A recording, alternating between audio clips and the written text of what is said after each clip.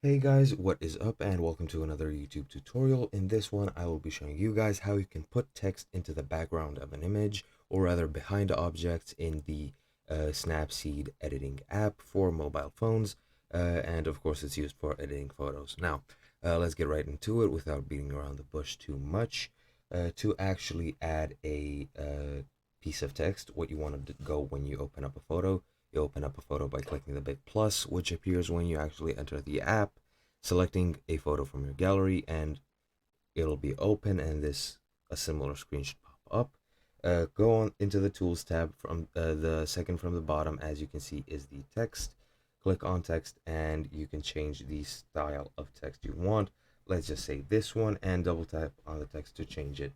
I will put some placeholder text, so let's just say lorem ipsum, and just enlarging it however you want. And to actually make this translucent, or rather how to put it into the background, click in the bottom middle. As you can see, this teardrop icon or a drop. This is the opacity. Put the opacity to half and click OK. Click the check mark. And to actually make this go to the background, at the top right, click the far left button, the one with the arrow to the back. Click on View Edits, and once you open that, View Text. And in the middle, this rectangle with a paintbrush, click on that.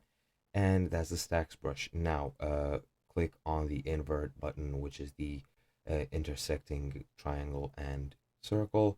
And you'll have this view. Make sure to set text to like 0 and zoom in, and afterwards use the brush to actually hide the text.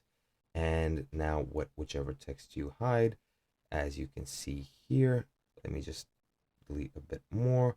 Whichever text you hide, click OK and then click back.